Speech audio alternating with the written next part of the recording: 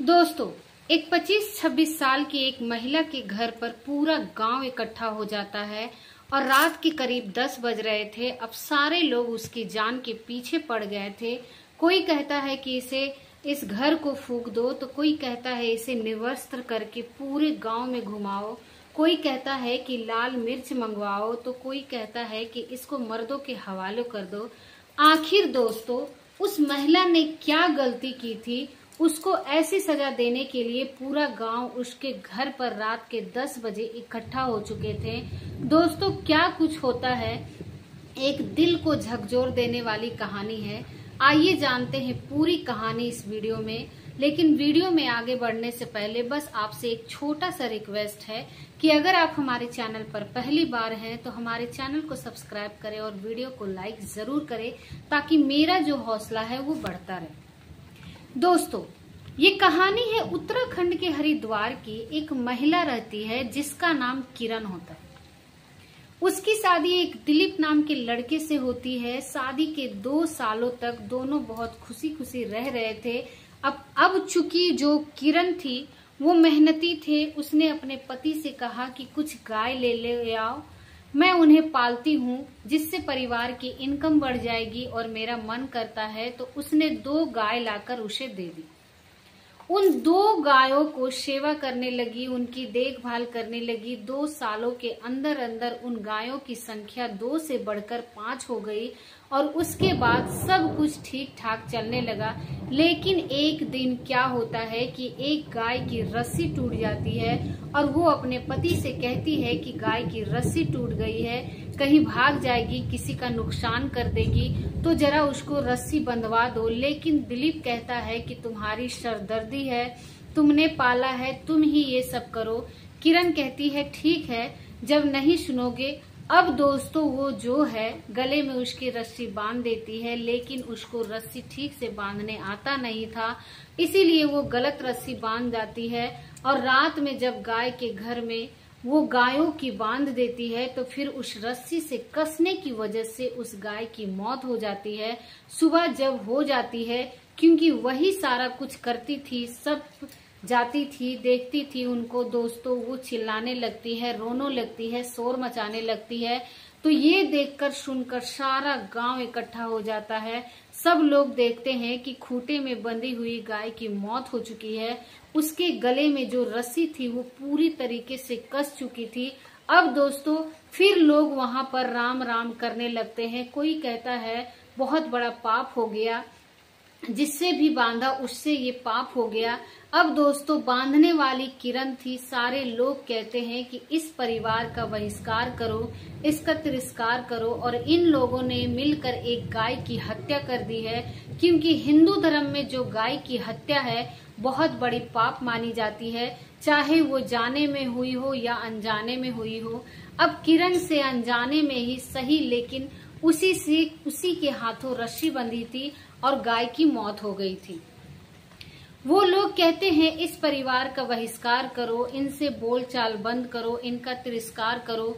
जो परिवार वाले थे, किरण का पति थे, दिलीप थे, उसके जो सास ससुर थे, वो लोग भी थे परिवार में। उन्होंने कहा भाई, गलती तो इससे हुई है, हमारा इसमें कोई लेना देना नहीं है। और रस्सी इसने बांधी थी, यही पाल रही थी, यही देखभाल कर रही थी, अब यही सजा भुगतेगी, हमारा क्यों बहिष्कार करोगे?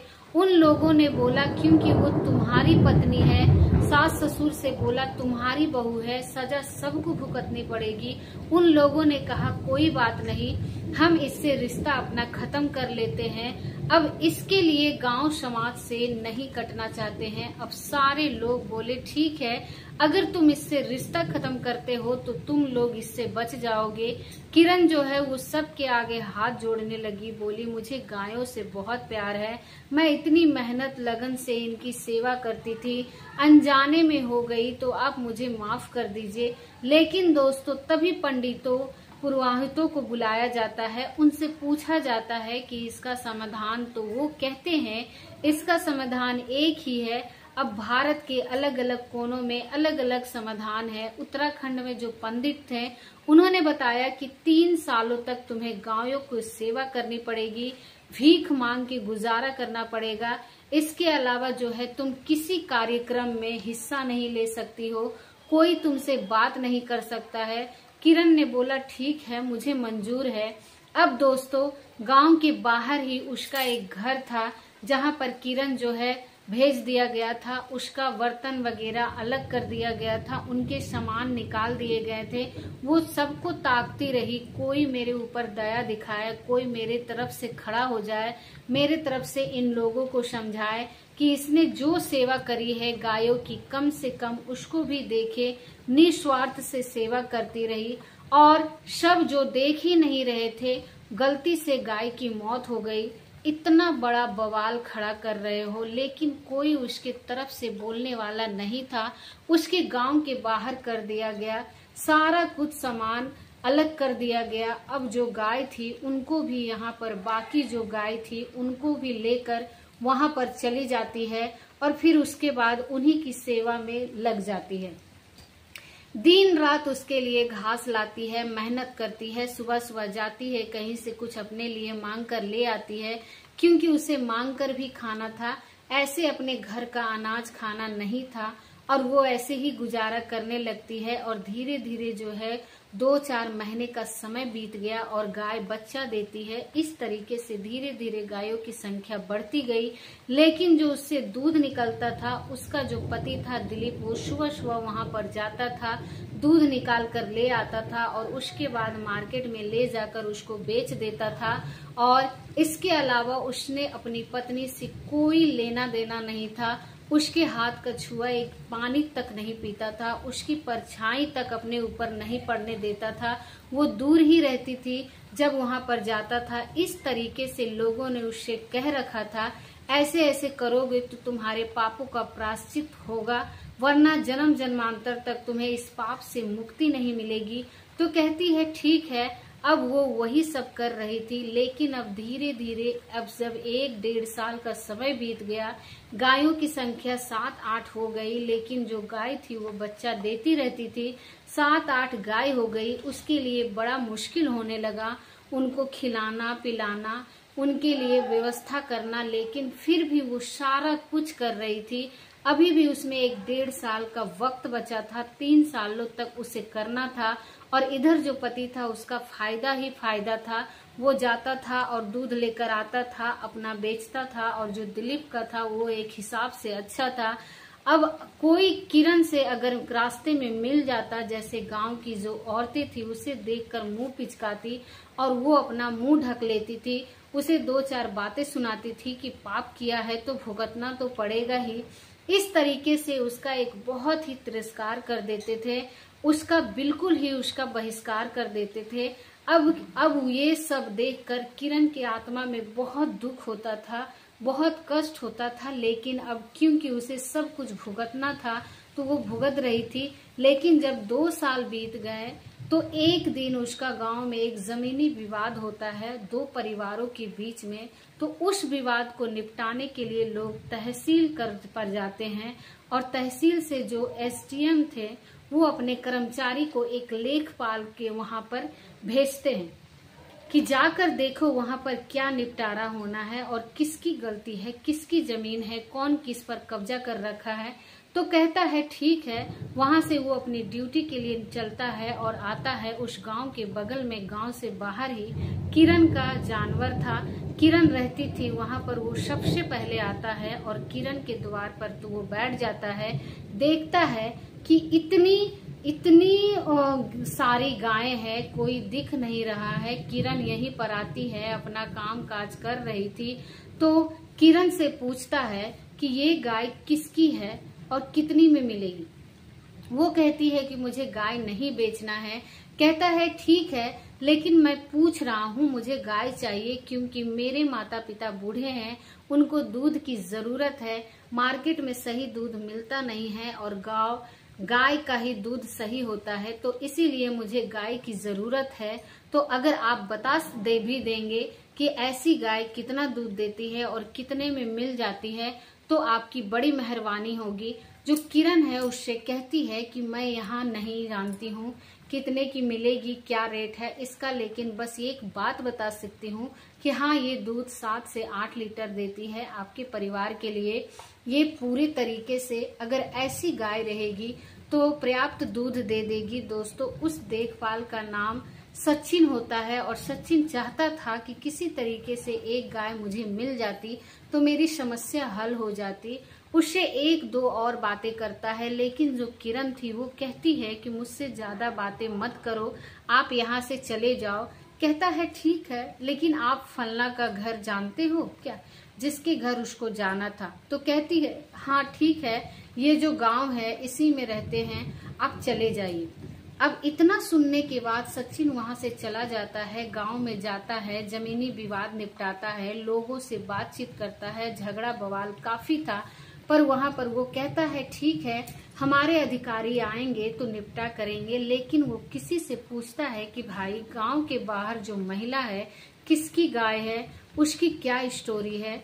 यार, मैंने उससे बोला एक गाय दे दो, तो बोली कि मुझसे बातें मत करो ज्यादा और यहाँ से चले जाओ।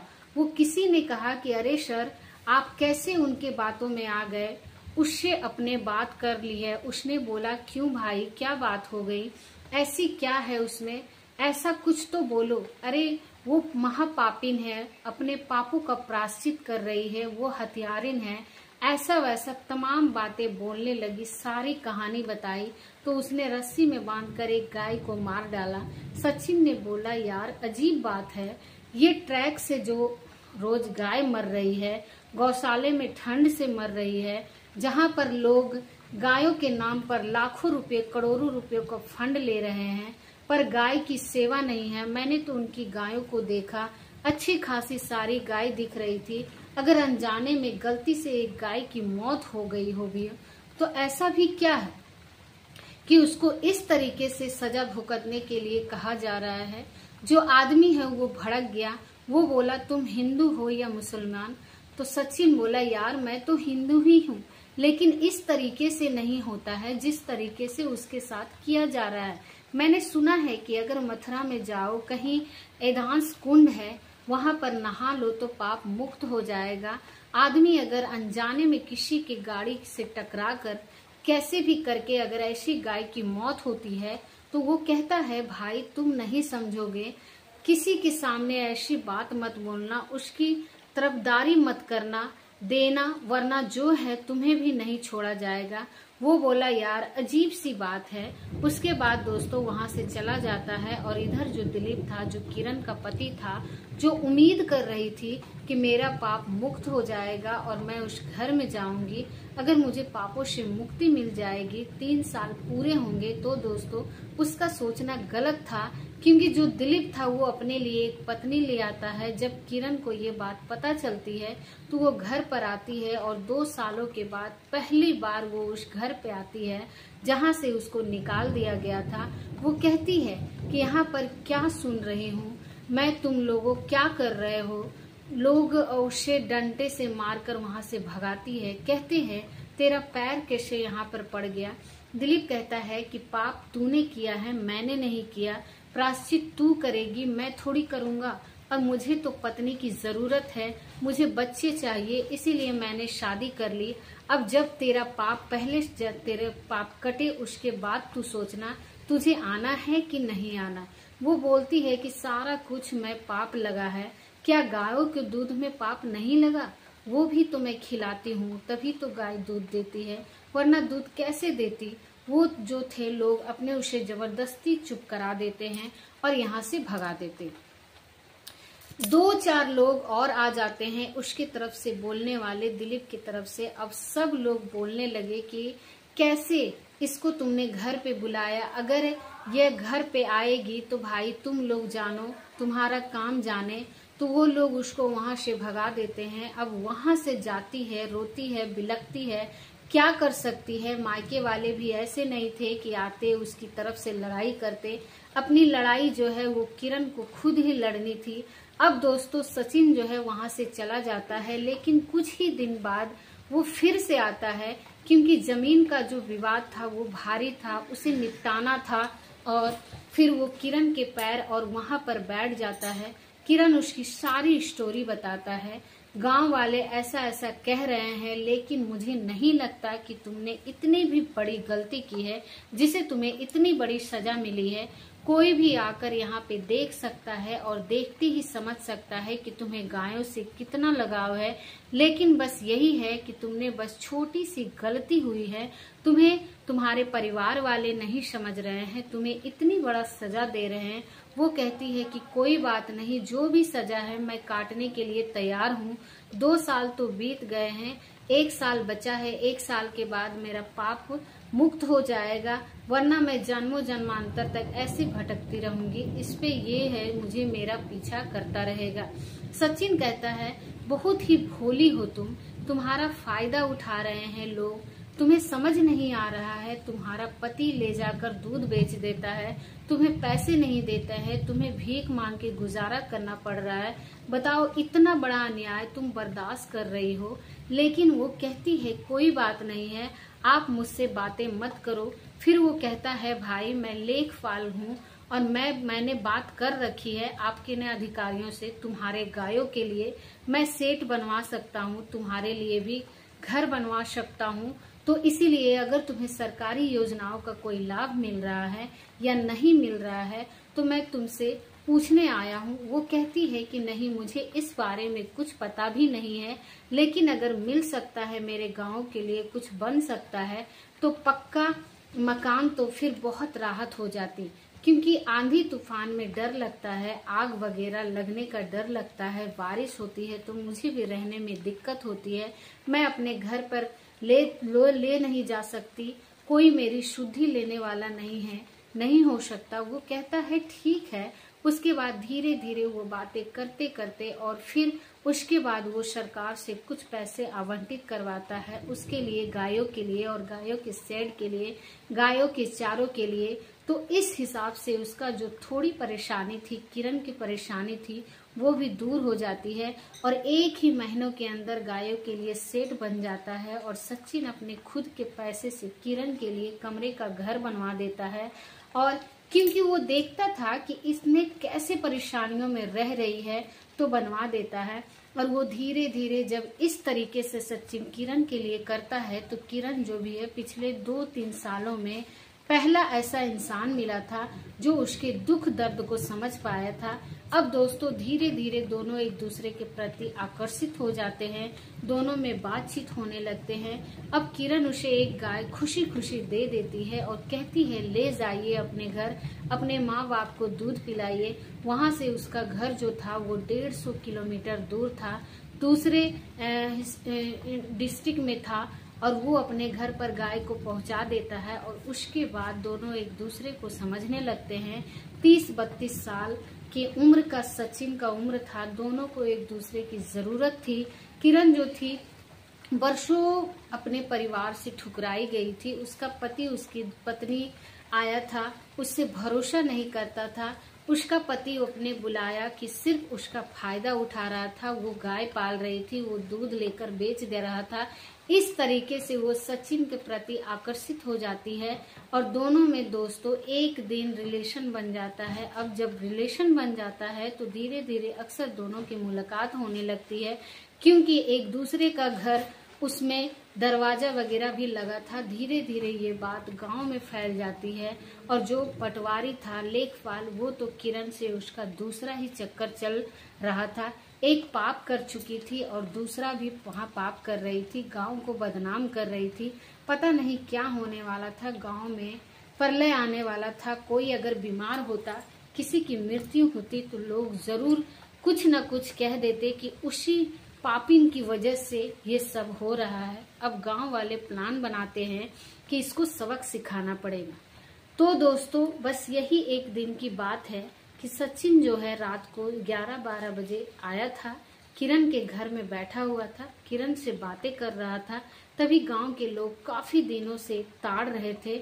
जैसे ही वो आए, अब की बार इन दोनों को सबक सिखाना है। जैसे ही सचिन आता है, कोई आके बाहर से जो दरवाजा था उसको कुंडी लगा देता है। उसके बाद पूरे गांव में जाकर शोर मचा देता है। जो किरण थी वो हथियारिन थी, ऐसा ऐसा कर रखी है और उसके घर में जो है कोई बैठा हुआ है। उसका पति और उसके गांव वाले सारे लोग आते हैं लाठी डंडों के साथ। उसके बाद दरवाजा खोला जाता है, अंदर से कुंडी लगी थी उसे तोड़ा जाता है, दोनों को खींच के बाहर निकाला जाता है। एसडीएम साहब को भी फोन कर दिया जाता है कि उनको फोन करो, आकर देखे यहाँ पर क्या हो रहा है। और वहां पर जो थाने के अधिकारी थे, इंस्पेक्टर थे, उसको भेजते हैं जाकर वहां पर देखो कोई ऐसी बड़ी घटना ना हो जाए। हालांकि जो लेखपाल था सचिन था, वो एसडीएम साहब को इस बारे में बता रखा था कि एक महिला है और उसके साथ ऐसी ऐसी जाति हो रही है। इस तरीके से एसडीएम साहब ने ही तत्काल में सारा कुछ पैसा किया था, जिसकी कि उसका घर वगैरह बन पाया था। गायों के लिए जो भी कुछ बना था, चारों का इंतजाम हुआ था, पाप पाया था, वो तत्काल भेजते हैं और जाकर वो देखते हैं कि सब क्या मसला है। इंस्पेक्टर साहब आते हैं और इतने सारे लोग कहते हैं कि इन दोनों को निर्वस्त्र करो और गांव में घुमाओ। वो सारी बातें जो है मैंने आपको पहले बताई कि इसको मर्दों के हवाले कर दो, ऐसा करो वैसा करो। अब जैसे ही इंस्पेक्टर साहब आते हैं अपनी फोर्स लेकर, वहां पर बीच बचाव करते हैं। उसके बाद मामला पहुंचता है थाने में। वहां पर जाकर एक दूसरे में कहते हैं कि इन दोनों ने पाप किया है, इसीलिए पहले भी पाप किया था, अब ऐसा कर रही है। हमारे गांव में गांव वालों पे क्या गुजरेगी, कोई आपदा आएगी, कोई विपत्ति आएगी, उसका जिम्मेवार कौन होगा। इंस्पेक्टर साहब उन सबको डांटते हैं, भगाते हैं, समझाते हैं और कहते हैं कि तुम इसका फायदा उठा रहे हो, इतना भी नहीं होता, अनजाने में इससे हुई। और कहीं न कहीं इसके पीछे जो इसका पति था, हाथ न था, उसने ही रस्सी नहीं बांधी और ये कह रही थी कि बांध दो, तो उसने बांधा नहीं था। और जब उसने बांध दिया तो अनजाने में ये गलती हो गई, उसकी इतनी बड़ी सजा दे रहे हो। फिलहाल आप दोनों के रिलेशन के बारे में पूछा जाता है तो किरण कहती है कि हम दोनों एक दूसरे से प्यार करते हैं, पति को मुझसे मतलब नहीं है, इसने तो अपनी दूसरी शादी कर ली है। जब मैं इसके बारे में पूछने गई तो मुझे लाठी डंडों से मारकर इन लोगों ने भगाया। और अब यही लोग, जब किसी ने मेरा दुख दर्द समझा है, कोई मेरे जीवन साथी बना, मेरे दुखों का साथी बन रहा है, अब ये लोग हमारे साथ ऐसा बर्ताव कर रहे हैं। सचिन से पूछा जाता है तो कहता है कि हाँ, मैं भी इन्हें पसंद करता हूँ और मैं इनसे शादी करना चाहता हूँ। उसके बाद जो इंस्पेक्टर साहब थे, एसडीएम साहब को फोन करते हैं कि सर ऐसी ऐसी बात है। उन्होंने बोला कि ठीक है, अगर उन दोनों का फैसला है तो उन दोनों को कह रहे हैं वही सही है, और जो गांव वाले हैं उनको वहां से बोलो जाने के लिए। दोस्तों, उसके बाद फिर ये मामला शांत होता है और वो लोग वहां से चले जाते हैं। किरण थे, वो सचिन थे, वो दोनों शादी करते हैं और उसके बाद किरण को खुशी खुशी अपने घर लाता है। और उसके बाद सचिन और किरण दोनों पति पत्नी के रूप में रह रहे, शानदार लाइफ एंजॉय किए और दोनों के बच्चे हुए। आज भी दोनों खुशी खुशी रह रहे हैं। तो दोस्तों, ये रही कहानी आपकी, इस पर क्या राय है कमेंट बॉक्स में जरूर बताएं। कहानी अच्छी लगी तो वीडियो को लाइक कीजिए, और अगर अभी तक आपने चैनल को सब्सक्राइब नहीं किया है तो हमारे चैनल को सब्सक्राइब करें। और मिलते हैं ऐसे ही किसी नए वीडियो के साथ, तब तक के लिए आप सभी लोगों का बहुत बहुत धन्यवाद।